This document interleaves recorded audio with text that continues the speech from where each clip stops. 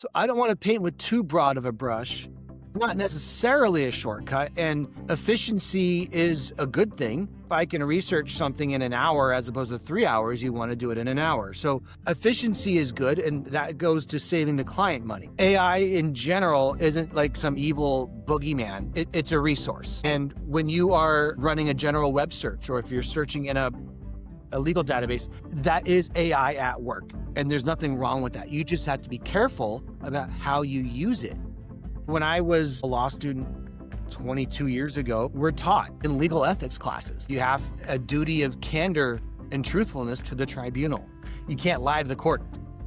Your citations to the law have to be accurate. You have to research and read the case and accurately cite the case, and don't misrepresent the holding. That's something I learned decades ago before AI was even a thing. And that's ingrained in our ethical rules. So that's never changed. If you're going to use something like ChatGPT, it's not inherently bad, but the lawyer has to be very, very careful. We have a duty to verify cases. So if we find a resource that summarizes cases holdings, we have an affirmative obligation to go research that case and read it ourselves and corroborate for ourselves that this is what the case actually holds. I can't rely on some third party's summary of what a case says. All right. Hi, everybody. I am your host, Brooke Trometer, and we are on the Authority Files. And today we have our guest, Tom Ladegaard. Tom, how are you? Wonderful. Thank you for having me. No problem. Thanks for being here. So I know I kind of found you through Facebook because I was friends with you on there, and your posts have been popping up, and I've been following, what you've been doing. But before we jump into kind of some of those topics that I saw that I really want to hit into, tell me a little bit about yourself, your practice, and, kind of what you do. A business attorney. I'm in my 22nd year of practice. I got sworn into the bar in 2003. That's the year I graduated, passed the bar that year. I live and practice in North San Diego County, and I'm a business lawyer. So I wear a whole lot of hats in that capacity. I write contracts. I set up corporations. I serve as general counsel. I do a ton of intellectual property work. I do trademark registrations, which is nationwide. I do employment law. But the main thing I do is litigation. So I'm a litigator at my core. I worked for other firms for 14 years. and then went solo in 2017. And I've gotten an associate right now, and we've got, I think, 9 active cases in litigation. Wow. Okay. So that'd be So I've got a diversified practice. Like I set up companies and try to keep them out of the courtroom. But when bad things happen and disputes arise, I'm the same guy who then takes the case to court. Okay. All right. So when someone comes to you for counsel, what are they usually dealing with? Kind of like beneath the surface that they're not really maybe saying out loud, and maybe you're having to kind of like pull it out and figure it out. In my experience, I don't really have to pull things out of people necessarily. And people come to me for different things. So everybody's needs or pain points are unique. So if somebody's coming to me and they want like corporate counsel, they want somebody minding the store. They want somebody making sure that everything's running smoothly and that they're in compliance. I've got a diverse practice. I don't have a boring day ever. There's a lot of things that I do. And so my clients come to me needing different things depending on what their needs are. If it's somebody who's not in a litigation setting and they're needing just an attorney to kind of mind the store, I think they're looking for peace of mind. They want the peace and comfort of knowing that they have an attorney on retainer, somebody they can turn to and ask questions and help with their planning. So I think they're looking for certainty, safety, and they want to do the right thing. So they want to have an attorney help prevent problems before they arise. I love working with people like that. Other people where maybe they've been served with a complaint or they're in a civil dispute, they're looking for a resolution. So they're looking to receive money they're owed, or they're looking to defend a claim and they contend they don't owe money to somebody. So they want to defend themselves. So they're looking to end a civil dispute, whether they're on the plaintiff or the defense side. Right. Okay. So like there's the ones that want to just have you on retainer kind of as like you're here in case anything pops up and to just make sure that everything's running the way it should. But then you also get the ones that are kind of like, okay, yeah, I haven't really had a lawyer in place and now we have a problem. Correct. And then there's another species of client, the ones like the flat rate clients where they hire me to register their trademark. So it's a flat rate. Sometimes it's a one-off. We have this need, I execute on that need, and then sometimes I never see them, sometimes they come back. Got it. So when people are looking, because one of the things that I've talked before about with other attorneys is that when somebody's coming to look for an attorney, they're not usually, and it almost doesn't matter if it's what practice realm it's in, there's some sort of vulnerability that they're coming to the attorney for. They're not typically coming to the attorney when they're at their strongest point, I think, and with that being said, how make decisions today? Because I think that, like, I'm sure you said you've been in practice for, over 20 years now, that there has to be a difference because of how marketing happens now versus how it happened even 10, even 5 years ago, things like that. How are people able to really decide this is the attorney for me? How are you able to make people feel comfortable before they're choosing to work with you? I mean, because there's attorneys everywhere. You're Googling business attorney or you're Googling family law or whatever it might be, and you don't really get much other than like the generic website. A lot of times you see posts that are pretty generic on social media. How do people really decide that this is the person that I need to have during this vulnerable time in my life? I can only speak to my own experiences and from what I have gleaned from my own clients, but also I have a recent example just from last night. So last night, I was on the phone with somebody who is about to get sued, and she was referred to me through a social media post. Someone tagged me in a post. And so I've been talking with her and reviewing her documents. And at the tail end of the call, she got a little emotional. That's very common. It happens a lot. And I hold space for my clients. So attorneys were also called counselors, and I am a bit of a counselor. I coach and guide people through some of the most challenging times of their lives. And it does require a high degree of empathy and emotional intelligence. So I'm an attorney, I'm running my own law practice, which is a business, and I'm helping them with their business, and there's a dispute. But at the same time, often there's a contract. So we're dealing with objective facts and the law and applying the law to the facts where emotions don't really count. Right. At the same time, I'm dealing with a human being who's emotional and going through kind of a fragile time, and they're stressed out. Having a claim made against you is a very stressful thing. Or maybe you're owed money, and like I represent a lot of contractors where they're trying to get paid so they can pay their subs and their employees. So I'm dealing with people in fragile times, and I do have to be sensitive to that. So I think on the one hand, they want to see somebody who is competent, knowledgeable, experienced, no nonsense. Some people want the bulldog, and I can be the bulldog. I am the bulldog.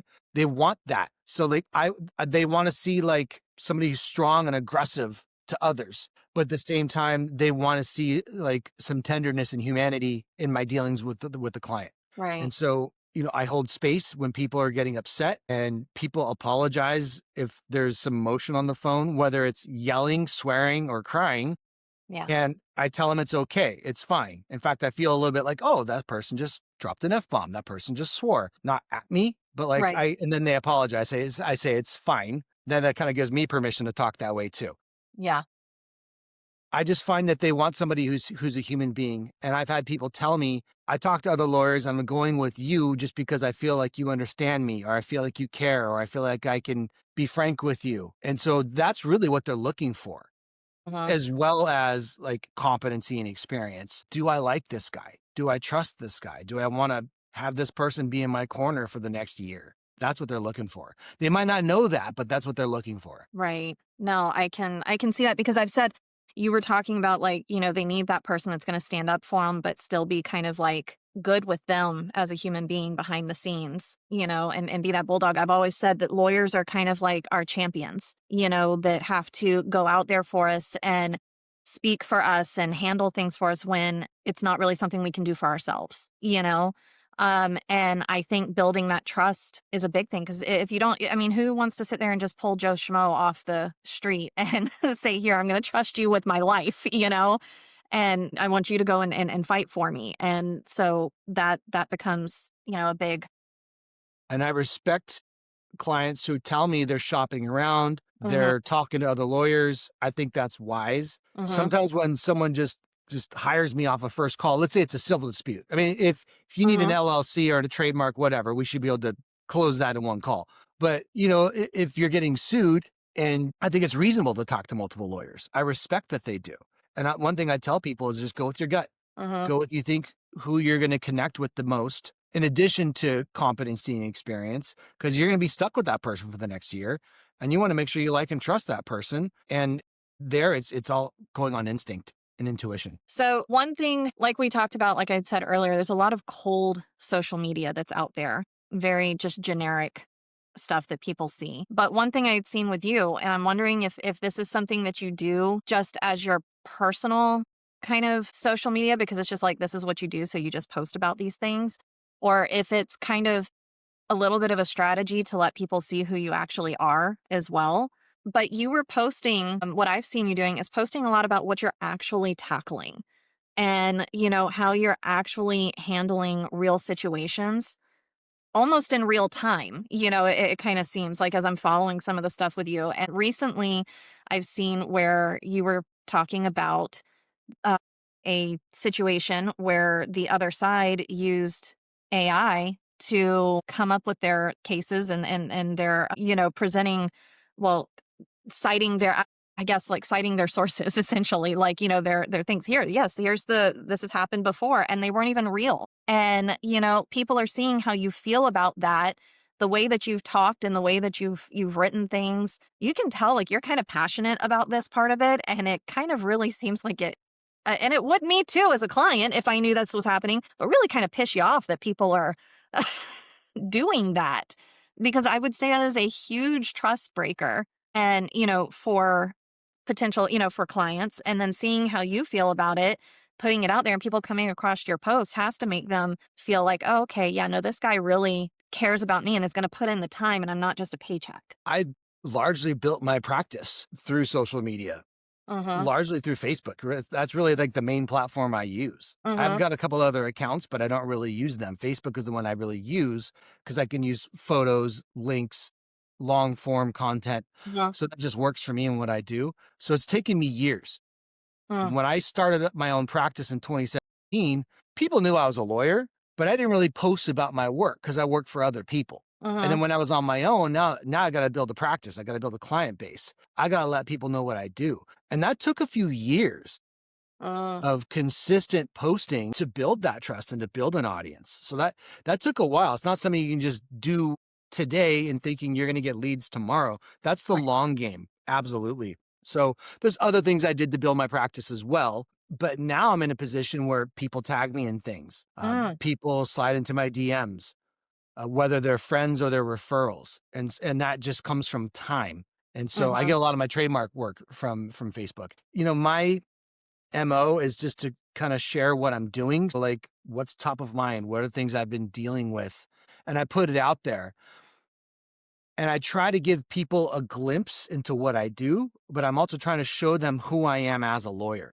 I'm not for everybody. And that's okay. Not everybody's for everybody. And so, I'm just being authentic. I'm just being myself. And if that resonates with somebody, then they'll reach out or they'll refer or they'll keep me in mind. And if somebody's kind of repelled by that, that's okay. The law of attraction is a real thing. And that's really what it comes down to. Yeah. That I've seen that a lot, where if you can genuinely be yourself online, you're going to attract the people that are already going to want to work with you, and it's going to naturally repel those that don't. And it probably saves you a lot of time in consultations, I would think, to have that out there, because they're just like, yeah, no, I don't like what this guy's about. I don't like how his attitude is online, so I'm just not even going to call him. And that's fine. That's natural, and that's how it should be. You go with the people where you feel like there's an alignment. Right. Now, I know we talked, with the attorneys. Why are attorneys using ChatGPT or others or other AI like that to try to start like shortcutting is essentially why do you think they're doing that? And how is that affecting their clients? So I don't want to paint with too broad of a brush because it's not necessarily a shortcut, and efficiency is a good thing. If I can research something in an hour as opposed to 3 hours, you want to do it in an hour. So efficiency is good, and that goes to saving the client money. So there's nothing wrong with that. Like, I want to be efficient in my research. And when I research, you're going to get summaries. Whether it's you're just on a web browser or whether I'm inside of a legal database, you're going to get generative summaries. AI in general isn't like some evil boogeyman. It's a resource. Right. And when you are running a general web search, or if you're searching in a legal database, that is AI at work. And there's nothing wrong with that. You just have to be careful about how you use it. And so when I was, a law student 22 years ago, and I was coming up in the profession, we're taught, in legal ethics classes, like you have a duty of candor and truthfulness to the tribunal, meaning you can't lie to the court. Mhm. And your citations to the law have to be accurate. So you have to research and read the case and accurately cite the case and don't misrepresent the holding. That's something I learned decades ago before AI was even a thing. And, Mhm. and that's ingrained in our ethical rules. Every state has them.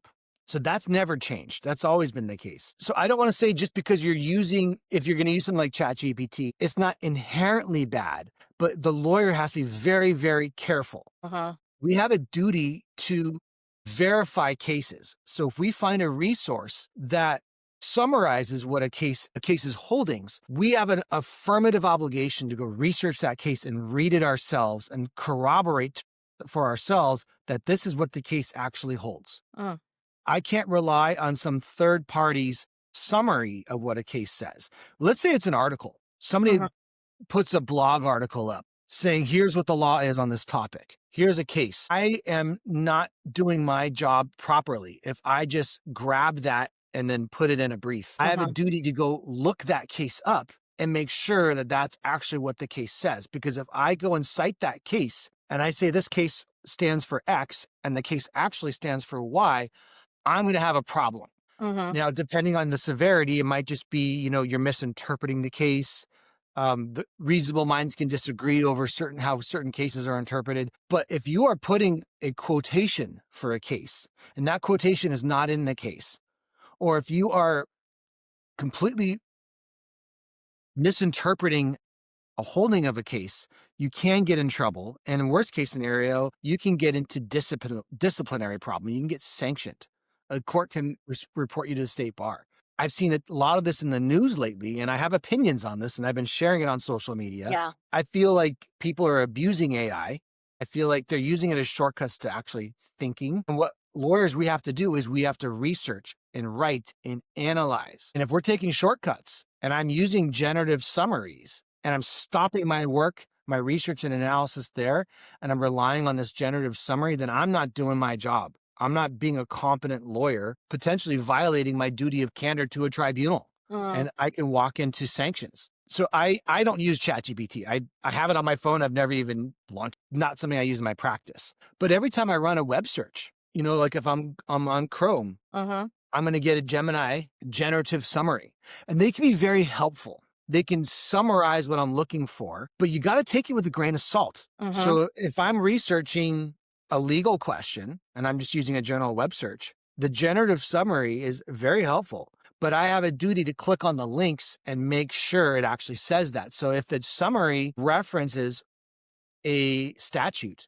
I'm then going to go look at the statute itself, and I'm Mhm. not going to rely on the summary. I do that to my detriment. So I use LexisNexis as my legal research database. I have a subscription with them. Mhm. I pay extra for their AI package. I can run searches using natural language as opposed to Boolean terms, which I've done for 20 something years. I can just do natural language, and then I get a generative summary back. So it makes my research more efficient because I'm not using Boolean terms, which is hard to research with. But I have found that even the generative summary, so Lexis will never give me a fake case. It will only give me real cases because Okay. it's in their own database of actual published cases. So it's never going to give me a fake case. However, I have found in the generative summary, sometimes it tells me what I want to hear. An issue, I type it up, and the summary might say yes, and it has some stuff in there that, yeah, okay, that seems to be on point. But then I go look at the cases, and the cases don't necessarily say that.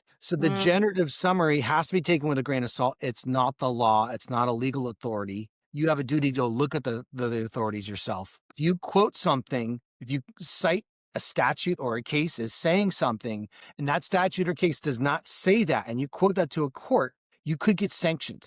So you got to be very careful, and you have to go check all your sources. So people who just take those summaries and put them in a brief and don't bother looking it up, you deserve everything that's coming to you. Right, right. How does that end up affecting the clients then? Well, if your lawyer is getting sanctioned and the court is waiving off that attorney's research and legal analysis, and Uh-huh. then the court, instead of talking about the underlying issue, they're talking about what do I do to you, Mm, I think the client needs a new lawyer because that lawyer has shredded his or her credibility with the court. And if you don't have credibility with the court, you can't persuade. yeah. And so, I mean, I think you'd have a duty to tell your client this is what happened, and the client's going to justifiably be upset. And Yeah. then, so that's going to erode your trust and credibility with your own client and with the court. And at that point, you might as well get out of the case. You might as well tell the client ethically, you might be better off starting with a new lawyer.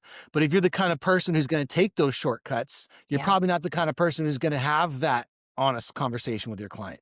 The case I have right now where there is an order to show cause why opposing counsel should not be sanctioned and reported to the state bar, I question whether they're telling their client that this is even happening. Uh-huh. But as far as that, a person's ability to be an effective advocate for their client in that case, it's over. It's Yeah. over. Like Yeah. the judge will not believe whatever you say. You want the judge to just take you at your word and believe you. That comes with credibility and reputation. And if Mhm. your reputation's in the tank because you're known as somebody who uses AI and you don't check your sites, you don't have credibility. Judges aren't going to rule in your favor on motions. So I learned this when I was a law student. Your reputation is your most important asset as an attorney. And if you have a bad reputation among the judges, that's something that's going to take you probably can't recover from that. Wow. Yeah. Well, yeah, my mom used to always tell me that trust is very easy to be broken and nearly impossible to build back. And yeah, I think that It takes applies. you years to build a reputation and trust, and you can shred it in a minute. Yep. You can destroy it immediately, and it'll take you years to recover from that, if ever. Yep. Yeah. Yeah. Some of my family works in law enforcement, and it's a lot the same thing with them. They're like, if you end up where the state attorneys or things like that, they can't trust you because you've been caught in lies in other areas or you've been caught trying to do shortcuts. It's like you're effectively your career, even as a law enforcement officer, is done because then they can't trust to put you on the stand and that what you say is actually going to be truthful. Some police officers or investigators might have a reputation for dishonesty. The DA would be well advised to not use them for any purpose. Right. And then they become almost pointless as a law enforcement officer, and doing their job because they can't be trusted, to do anything. And if they're on a case, then same thing. This particular lawyer, this particular law enforcement's on the case. Well, now it's like it almost seems like tainted from the beginning, at that point. What do you think builds trust more? What the attorney things that an attorney is willing to say yes to, or the things that they're actually willing to tell their clients no to? I try to manage expectations. I let my clients know to the best of my ability what's coming, Mm-hmm. what something might cost, how long something might take, some of the risks or pitfalls we have in going forward. I do my best to let the client know in the outset to manage expectations, because then when those things then later manifest, the client's ready for it. Mm-hmm. And in fact, when I tell the client, look out, this might happen, and then that happens, that Right. builds trust. Because now just corroborated what you say. Now that client, they're yours. Like they trust you, they believe you, you've got credibility, and then they're more likely to take your advice and follow what you have to say. So I try to manage expectations at the outset as much as I can. What do you think is what erodes trust the quickest between an attorney and their client in general? I mean, saying something that's not honest. I mean, saying something you don't believe, not doing what you say you're going to do. Mm-hmm. That's a big one right there. Or just like if your advice and reality collide, and then the client sees that, then trust is broken. And once trust is broken between an attorney and a client, going Yeah. both ways, by the way, it's hard to recover from that. It's rare that clients are dishonest with me, but when they are, I really don't have an interest in working with them. And I've had situations where, I get hit with the cease and desist, and then my client says, I didn't do that thing. I did not do that. So then I'll go, okay, I rely on that. And then I write a letter and I forcefully advocate based on what my client's telling me. And then it turns out, oh, well, actually, I did kind of do that thing. Well, now I've just killed my own credibility with opposing counsel. And now you're not being honest with me. And if you're not to be honest with me, I can't be an effective advocate for you. Can an attorney, or I'm sorry, not an attorney, can a client then, now kind of like talking and bringing that up, is it possible that when you have a client who's not really honest with you on things, can that effectively start to kill your reputation as well? If you were to continue with them and not like fire the client? I mean, I believe that attorneys and clients take after each other. uh I've learned that in my career. Usually, like if you've got an upstanding, honest, ethical, moral client, their attorney is going to be the same way. If they're kind yeah, of shady, shifty, dishonest, dishonorable, the lawyer is going to be the same way too. So attorneys and clients tend to match each other. Goes to the law of attraction, goes to alignment. yeah, So people kind of see someone who mirrors themselves, and that's what they want to go with. So, but if I have a reputation of taking on shady clients and advancing their causes, yeah, that could become my own reputation too. okay, yeah. Was there a point in time in your career where you, or something in particular that happened that was like a pivotal point to kind of for you to decide how you build trust with a client? Like you said, you kind of hold space for them. You kind of, do these things. Was there any point in time that really just kind of like tipped it over for you and you're like, okay, yeah, this is how it has to be. It can't be this way, I think there are times I don't have any pivotal moment. Uh-huh. If I express uncertainty on something, now sometimes clients' expectations aren't always realistic. Uh-huh. And I'll say this, I'm always learning. I know a ton of stuff, okay? I know a lot, but I'm always learning. That's what we do research. And so Uh-huh. on Inside the Actor's Studio, Tom Hanks was asked, what kind of profession would you never want to do? And he said lawyer, because they do homework for a living. And that's true. So there's a lot of things I know. And with experience, just this morning, I was on the phone with a client and I spotted an issue and I said, okay, this contract clause is illegal because, but I research things constantly. So I said that to her. I spotted an issue, but I said, I have to have my associate go and research this and find cases supporting that Uh-huh. contention. I don't know what they are, like off the top of my head. I don't store that in my brain. You build trust and credibility with your client when you know your stuff. But Uh-huh. at the same time, if I don't know something, I'll tell my client, well, I don't know. I got to research that. Mm, I think the law is this, but I got to go and do research. I'll tell him at the outset. And I feel like that actually builds credibility with the client. agree. He's telling me what he doesn't know. Uh-huh. He's going to Yeah. look it up. He doesn't know everything. You can't expect your attorney to know everything. Yeah. Yeah. So No, absolutely. if I don't know the answer to something, I'll tell the client, I don't really know that. I have to go research and analyze that, and we'll do a memo and we'll adjust our strategy. Mm-hmm. That's credibility right there. Yeah. No, Because absolutely. if anyone's acting like I know all the answers to everything, clearly that person's compensating for something.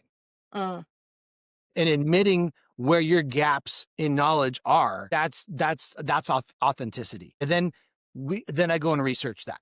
And then I close that knowledge gap. right. Do you think that because you said you create long form content and you do a lot of stuff that's on social media kind of showcasing you as a person. Do you think that speaks louder than just having a marketing team coming and putting up posts on your company site? And, I mean, do you think that kind of builds trust a little bit more before they come to you?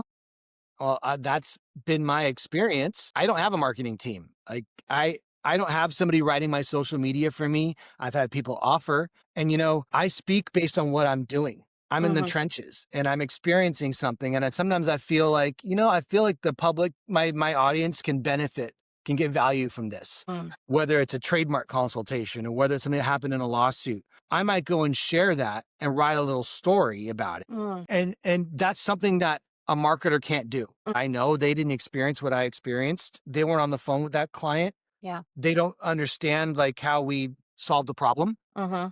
Also, the cadence would change. He else came in and started writing posts on my behalf. The tone would be different. You could tell it wouldn't be me. And so I'd speak with my own unique voice, for better or worse. Mm-hmm. And that's not something somebody else can replicate because, Right. especially in my profession, but in general, people buy from those whom they like and trust. And if my stuff sounds generic, sounds like it's just advertising, Mm-hmm. um, people are going to scroll right past it. Or even worse, they might make a mental note like, I don't care for that person. Well, And so you want people pausing and reading and going, what is this? This is interesting. Or maybe it resonates and relates. So I just speak with from authenticity. mhm. I try to give value. Yeah, I mean, that's one thing that I've talked a lot with my clients because we kind of do things a little differently. So I'm not out there writing generic posts and doing things like that. I really kind of promote them doing long form content. And we do that by like them ending up with a podcast or something along those lines where they're talking about topics and you know, how they view things, how they do stuff, talking with potential partners, things like that. And that's such a great way to get their own voice out there, rather than just having that very generic, whatever post that feels like an ad versus the person because they're not, I've always felt that people are not hiring you for essentially for the product. They're buying you. They're not buying just a lawyer. They're buying you. And if they don't know who you are, then they don't really know what they're buying.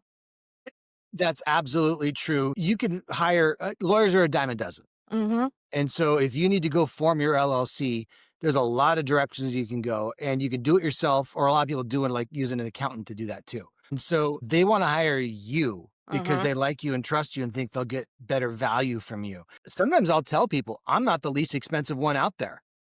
There's other people who do it less. And I'll tell them you get what you pay for. And 100%. and if I cost too much for somebody and they want somebody who costs less, I want them to go to the person who costs less. I Mhm. never want to be the attorney where I'm the budget option and people turn to me because I'm the cheapest. I want Yeah. people to turn to me because I'm the best. Yes. I And wholehearted. also, one thing you touched on, I think should be underlined. You're talking about the power of a story. And Yes. so if I'm going to read two different posts, one where someone's just talking about a concept and one where somebody is sharing a story, a case study where they exemplify that concept, I'm going to Yeah. read the story and be more moved and persuaded by the story than the person who's just saying do X, not Y. 100% agree with that. I mean, because that's the thing, like when you're trying to find a lawyer, I know like my family had some things recently that came up and we were looking for, somebody that does personal injury, medical malpractice type situations. And when we're over here, like, well, who do we go to? That was the big question. Everybody always ends up the first thing out of everybody's mouth is this one particular law firm because they are massive, through the whole East Coast, the eastern side over here. I mean, and they're the ones that have the most billboards, the most ads on the radio, the most ads on the TV, all of those things. And that's what everybody ends up going because nobody knows who to refer you to, but when you go, I can look at that and I see they're a big law firm, but that doesn't tell me who I'm working with other than the fact that you're just a big law firm. When you go onto their social media page, it's very much just the generic posts of, like you said, don't do this, do this. Here's this little, With a stock image. yes, with a stock image. There is nothing personal on there at all, So then I'm kind of like, well, great. If they're that big and they're that impersonal online, am I just going to be a quick paycheck? Are you really going to be caring about us as a person? I don't know how you handle people. I don't know how you handle your cases, So that becomes, I know for us, that was one of the big things. Is like, I don't want somebody that's just going to sit there and just put us through as another number and go. This is something I hear a lot. People share with me often, and I heard this just last night from somebody, but I've heard this many times before. I've talked to other lawyers, and they just didn't really seem like they cared. They seemed like they're in a rush to get off the phone with me. They just said, well, if you want me, this is what I cost. And then so they don't really feel seen or heard. Mm-hmm. I do try to limit my consultations, around 15 minutes. I do try to keep it like that. I don't just give people unlimited time. Mm-hmm. But I do want them to see a little bit of my personality. I want them to feel heard and I want them to feel seen. I want them to feel like I care and I give a damn. Mm-hmm. And that's something that makes me stand apart from others. And this is based on feedback that I've gotten, Mm-hmm. that I've heard a lot. Other lawyers just seem like they were in a quick hurry to get off the phone with me and just sign me up. Mm-hmm. And, often when people buy, they need multiple touches. Mm-hmm. Yep. It goes regardless of the industry, regardless of the service, few people buy on one touch. Mm-hmm. I know there's studies on this, and it's a low percentage. Most people need multiple touches. And so I'm signing up a client right now on a litigation matter. We've spoken on the phone 3 times, and there were several emails exchanged. And, I try to keep that under control and don't let that I don't start giving off free legal advice. I have to get retained at some point. Right. But some people need multiple touches, and I have to be patient and understand that. Mm-hmm. Absolutely. And with kind of what you're doing, and one of the things that I like was seeing the stuff on your social media and how you're kind of connecting with people outside of, and I would say, because I met you through social media. I saw what you were putting on there. I never had a consult with you, or anything like that. But by going through multiple posts, which again, that's almost multiple touch points because I'm seeing different, pieces of you multiple times before I reached out to you even about the podcast, for this. But there's a difference between, in my opinion, of having awareness about yourself out there and actually building trust and your reputation out there. Because I think like some of these bigger firms or even some of the smaller ones and stuff, they put, again, well, if I just keep blasting generic social media out there, I just keep letting my marketing team put whatever out there, if I just keep posting, it'll be fine. People are going to find me. But there's a difference between just having awareness that you exist and the, actually who you are and how you present yourself, handle situations, and people can see you. I think there's a big difference between that and how you approach putting content out there. There's a podcaster / magazine publisher I know. I met the guy about a decade ago. And this is when I was a lot more green and naive. I was very quick to say, I would love to be on your podcast. Yeah. And he was kind of dismissive of me. But over time, he saw what I was about. He saw the content that I was putting out. And eventually he circled back to me to not only have me on his podcast, he later put me on the cover of his magazine. And he also hired me for his trademarks. Amazing. But that took time. Yeah. And so, I was a little eager when I first met the guy because I needed to build the relationship. He posts all the time about needing to like and trust people, and he hates cold messaging in his DMs, and he hates when randos ask to go on his podcast. And so, I totally get it. Yeah. And so people do need to see your content over and over before they even notice you. Kind of like when a commercial comes on. You need to see that commercial 5 to 8 times before the message even really starts to resonate and work through all of our filters and blocks and distractions until we even really see and hear the message. Right. And then we probably needed to hear it a few more times. Mm-hmm. Absolutely. Do you see that there was a difference or things have changed since as things became more digital and more virtual when it came to how you presented yourself to clients or how you were able to start building that connection before actually doing business with them? Because I know like a lot of times, like back even 10, 15 years ago, you guys are kind of a high ticket purchase for a lot of it. You're high ticket.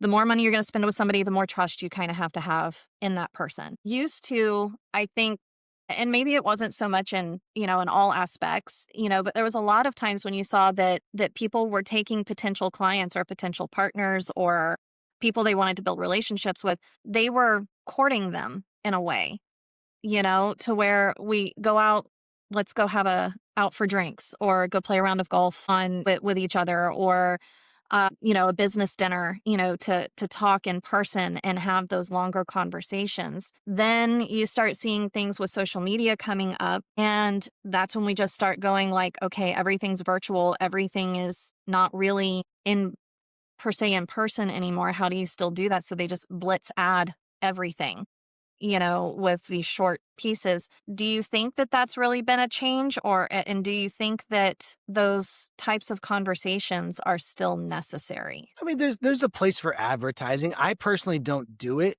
I see lawyer ads occasionally, but then that's the kind of person you're going to get. Do you want the kind of client who's going to go off an ad and then go with you based on an ad? Then it's going to be more transactional. I like that people come to me because they got a sense of who I am, at least the people who found me through social media, or maybe referrals through social media too. Maybe the person calling me hasn't seen my content, but the person who referred them did. Right. So that's something to keep in mind. It's like another generation removed Mhm. there. But I'd rather work with somebody who was like, I like what you're about. I want to go with you, rather than, oh, well, I saw an ad. They're Because almost then that pre-scheduled. they're going to engage with me differently. Yeah. They're going to be a different kind of client, and Yeah. it's going to be more cold and transactional, Mhm. and there might be less likely to return to me. Mm. But, I've had clients who came to me, maybe just like off a referral, or maybe they just found me on a general web search. You can still develop that over the course of working with them too, where like they actually go like, okay, I like you. You're my guy, Yeah. Well, it's depending on how almost you treat them. yeah, well, they kind of get like that when they see you on like how you're doing things. It's almost like that parasocial effect where they feel like they know you before they've gotten on that consultation with you. So they already like you. You're not having to convince them of anything, so much at that point to like you because they've been following you, right? They've already kind of built a one-sided relationship with you to a degree. And you don't do things because you're trying to be liked, Right. because then Right. that's inauthentic Right. and needy.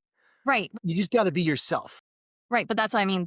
They've watched you and they've felt connected to you and the way Yeah. that you've done things, and they're like, yes, I like this guy the way that he is, the way he's presenting himself. And I think it's important to show some of yourself, Mm-hmm. but you do it in a tactful and tasteful way. So like I'm all about balance. Mm-hmm. I like to put out content that just maybe it's something I find humorous. Maybe I'm sharing a link. I do that kind Mm-hmm. of rarely. Maybe I'm sharing a dish I made. Oh, okay. Yeah. I do that a lot. So I Uh-huh. just, or I mean, it's a picture of my cats. I don't know. I put out a lot of whimsical, humorous things Mm-hmm. that might be interesting to me, but then I work in post sharing what I do as a lawyer as well.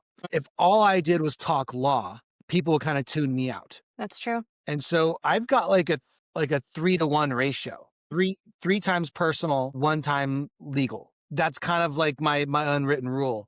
And then, so when you do things that are humorous, Mm-hmm. that just kind of get attention, those same people engaging on that post are the same ones seeing your legal posts. Not engage with the legal posts. The engagement, you want the engagement. A lot more people are seeing it than you know about. And That's so true. I just try to put myself out there, but I don't share like intimate things, or if I'm struggling with something, or if I'm having a dark or hard day, I'm not putting that out there. That's somebody's business. I don't overshare. One thing I also don't do is I do not get political. I keep Yeah. politics off of my social media. I want people guessing. I don't want them going, well, like they know anything about my personal political beliefs. I personally keep that off of my page. I Mm-hmm. harbor them. Right. I just don't make that about my brand. Right. Absolutely. Yeah, I used to teach, and that was one of the things for my students because I taught very special group of students. It wasn't just traditional education, but that was one thing with them was I never let them know what I thought about politics. And even they would ask me and I'm like, well, that's not any of your business. But then they would sit there and they would think they would know. So then they would sit there and like ask me little pointed questions where they thought they would like get an answer from me that would tell them. And I was one that it was like, nope.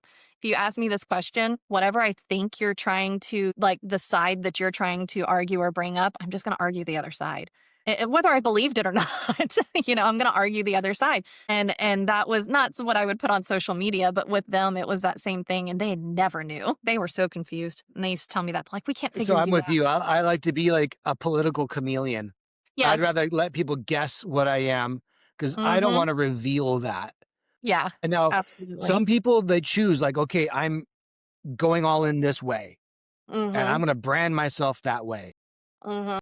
It's not necessarily right or wrong, but you are going to alienate half the audience. And Yep. then now you are pigeonholing yourself in that way. And that's just not something I want to do. I've got clients of all political stripes. And, do I like and trust that person? Are they pleasant to work with? Do they take my advice? Yes. And I don't care who you voted for. Yeah, absolutely. It doesn't matter. Not in that aspect. It doesn't No. at all. And I see a lot of people lose themselves in posting about politics. And then what happens? So you post something that's divisive. Now you got to nurture a comment thread for the next 2 days. Mm-hmm. How much time and productivity are you losing arguing with people on the internet. Absolutely. I totally agree with that. I mean, because you get in there with it and shoot, my goodness, you will. I've It'll be deleted things, by the way, fun. like whether it's a post or a comment, I'm like, stop. What are you Mhm. doing? Delete. Yeah. Move Yep. on, stay out of it, because I'm going to lose. How many hours am I going to lose arguing back and forth with people over this thing? Yeah. I'm not going there. Yeah. I've always said that when people are like, "Oh, well, I just got upset and I just posted it." And it's like, But you actually have to actually write this out, and read it and then choose, yeah, that still sounded right and hit send, or So if post." you are posting content that comes from an emotional place, you're showing people that you're really a trustworthy person, that you are going to look. We all have emotions. We all have Mhm. bad days, and we all have feelings, sometimes strong feelings. But it's important that you have discernment Yeah. and tact and discretion. Maybe don't go vent about your frustrations online. I agree. In fact, the other day I wrote a very strongly worded letter to a law firm, very strongly worded letter, and I fully expressed myself in writing that letter. Let it all out. And then you know what I did? I slept on it. I was yet to proofread it, but then I went to bed and I reread it in the morning and then revised and then sent. Mhm. Because if I got a little heated as I was writing that letter, let it all out. Get the catharsis. That's fine. Mhm. But then in the morning, I might soften some of my language. Mm. Same thing as far as like your advertising, your social media, or how you conduct yourself online. You want to show that you are somebody who's in control of your emotions and in control of your Mhm. faculties. And if you're just like ranting and swearing and complaining, that's going to turn a lot of people off. But it's also going to show you're not quite trustworthy too. Yeah. I would wholeheartedly agree with that, because I think too, if you can't control yourself when you're writing something, which actually takes a little bit more thought and a little bit more time than just spewing something out of your mouth, if you can't conduct it well on social media like that and control it and not allow it to be overly emotional, then how are you going to do things in court, or how are you going to do things when you don't have that minute to sit back and reread and something just spills out of your mouth, that you can't delete, Right, right. you know? And that actually builds your reputation and your credibility as well. Well, as we're kind of like coming up over here towards the end, what would be something when it comes to showing who you are, building trust, communicating with your clients, and just overall, like the integrity aspect? What would you tell to kind of fresh lawyers? What is something that you would really want them to know? And if nothing else, if they didn't know anything else, this is what you would think would be the important thing for them to chew on. Everything you do reflects upon your reputation, and it takes years to build your reputation and your brand. So be patient. It's a long game. Mm-hmm. You never want to post content with the intention of getting a client from that content. That shouldn't be your energy. Mm-hmm. Your energy should be about giving value and providing education and letting people get to know you, and take your time. And I just say, it's a wonderful career. It's a wonderful profession. I've been at it for 22 years. I'm proud of what I've accomplished. I'm proud of the client base and the practice that I've built, but it takes time. It Mm-hmm. took a long time, and I went through a lot of hardship, and I went through a lot of stress, but I love what I do. Yeah. I love that I control my own destiny and pick my clients and pick my cases. And if somebody's, a pain to me and they're not a pleasure to work with, I cut them loose. Mm. And so I'm in a position now where I can pick my clients, and I don't say yes to a client because I need the money. Mm-hmm. I say yes to a client because I believe in them and their cause. And I feel like I can give value, and then the money follows. Mm-hmm. But I don't let money dictate my decisions. Right. So Yeah. I follow my intuition, and I help who I feel called to help. And I if I like don't that. feel in alignment with somebody, I'll, I don't accept the representation. Mm-hmm. To get there, because when you're starting out, you kind of do have to take whatever comes at you. Right. And then Right. over time, you become a lot more selective. All right. So I have a couple of more, quick kind of rapid fire type questions for you to end this all on. Do you have a book or a podcast or something like that you're pretty interested in right now that's kind of has your attention? One sec. Mm-hmm. I do want to say that I am a published author myself. So I've got a book called Law School Uncensored. Oh, I love that. So Yes. this gives advice on how to get accepted into law school, how to succeed as a law student, and how to pass the bar. And so this is largely autobiographical based on my own experience in law school. I didn't have a great LSAT. GPA was good, but not amazing. So in the law school, a little bit of a disadvantage. I learned a system in my first year. I bought into this system and I refined it. Mhm. I went from having a bad LSAT to graduating in the top 19th percentile of a top tier school. Wow. I teach that in this book. And that's something I worked on over 10 years earlier in my practice. It took me 10 years to write this book. So Wow. that's something I want the audience to know is that's out there. Yeah. I love personal development books. I feel like the legal profession needs more personal development. Mm-hmm. I once went to a Tony Robbins event and I came back to a law office and I told the law firm administrator, she goes, "Oh, you believe in that rah-rah shit?" She said that to me. And I was like, you need the rah-rah more than anybody. So, attorneys need to work on themselves. Yeah. Everyone does. We all need to be working on ourselves, but especially attorneys, because of the stress we deal with and the gravity of the decisions that we make. And we lead our clients as well as our staff and our teams, and we need to be working on ourselves. So I have an Audible subscription. I've got dozens of titles in there. I'd say lately, some of the things that have shaped and influenced me lately are David Goggins. Okay. I've been loving David Goggins' content. I hiked the Grand Canyon a couple of years ago, and then I ran through the Grand Canyon last year, 31 miles. And I had Goggins in my ear as I was training. And one thing I discovered is that by doing intense physical challenges, you really learn what you're made of and what you're capable of. Yeah. And then the lessons that you get from that, you can apply in your personal life beyond the trail. Yeah. Now that I absolutely can agree with that too, because when I was in my late teens, I did martial arts and I ended up being a state champion fighter here, in my state. And my daughter, though, my oldest one, she's 21 now, but she used to ask me when she was a teenager, she goes, "I don't understand how you just push through, how you just do things. Doesn't matter, you're tired or stressed or emotional or, whatever it is that you have in your life." And she's just like, "You just keep going." And she's like, "Where did that come from?"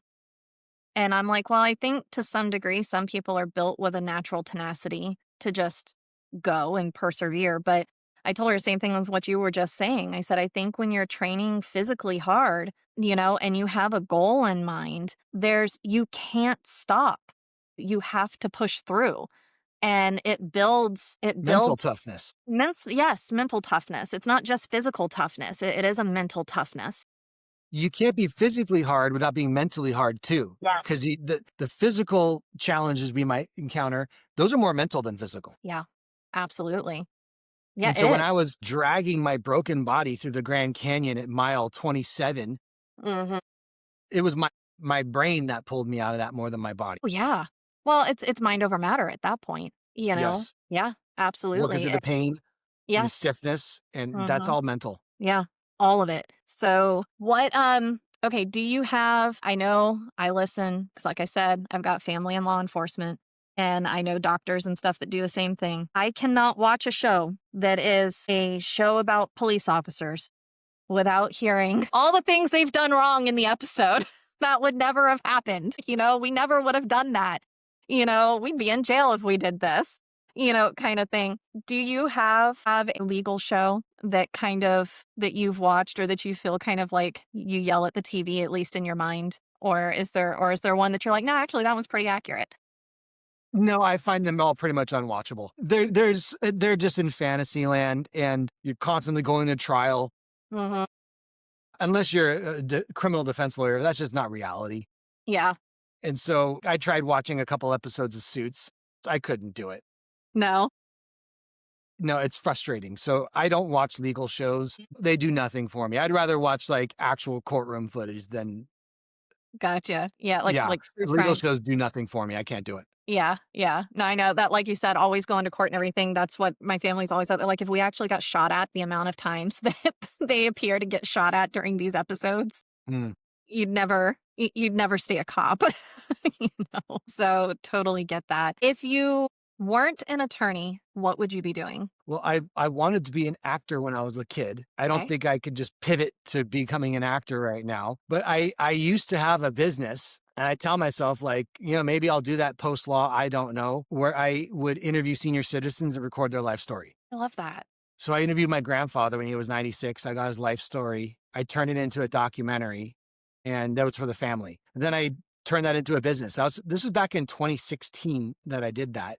And that was a part of my journey. I formed an LLC. I did my own first trademark for myself, and that led to me doing trademark law. Mm, I've done memorial videos for the County Bar Association for years where I'm memorializing lawyers and judges. And this is all just like a side project that I did. I didn't do it for the money. I just did it because I was passionate about the work. So that's something I could potentially go into. But if I were to get out of law right now, I would love to be like involved in public speaking. I love okay. being on stage, sharing entrepreneurial, motivational concepts, personal development concepts Mm-hmm. through the lens of an attorney. So speaker and Wow. writer is what Yeah. I would do as an alternative. Interesting. Did you always want to be a lawyer? Was that kind of like when you were coming up through, Going middle school? back to at least to my 20s and my youth, yes, but not Mm-hmm. like my entire life.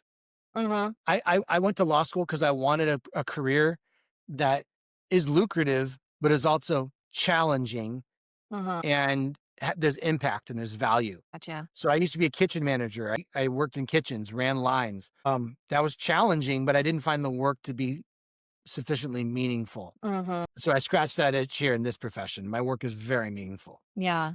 So the last question I would have is what do you think is the biggest misconception about lawyers to the average public, and how would you try to change that? That we know it all and that we are just like these emotionless automatons who just spew the law and know everything and have all the answers to everything. We don't. Mhm. We're just as screwed up as everybody else, if not more. Mhm. And so we're human beings also, and I don't always know the answer, and I just go figure it out. Yeah. But also, I'm a human being and I have my own issues and my own problems and my own stresses. And I don't always manage my own personal affairs the way I might for a client. So if Mm, somebody's paying me and there's a fiduciary duty, I'm yeah. going to regard that differently as something like that's just like maybe I need to handle this in my own business. It's different. Mhm. Okay. So if people wanted to reach out to you and they did want to talk to you, whether it was to get your book, get you for services, speaking, whatever it might be, where would they go to do that? Well, I'm very easy to find online. I've got a distinctive name. It stands out. There's a few Danish people with the same name,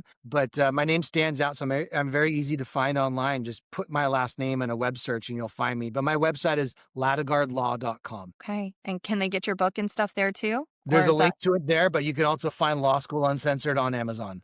okay? Fantastic. Well, I appreciate you being here with me today and having the conversation. It was very enlightening, and I really, really appreciate your time. I know it's valuable. Well, it's been a pleasure chatting with you as well. All right.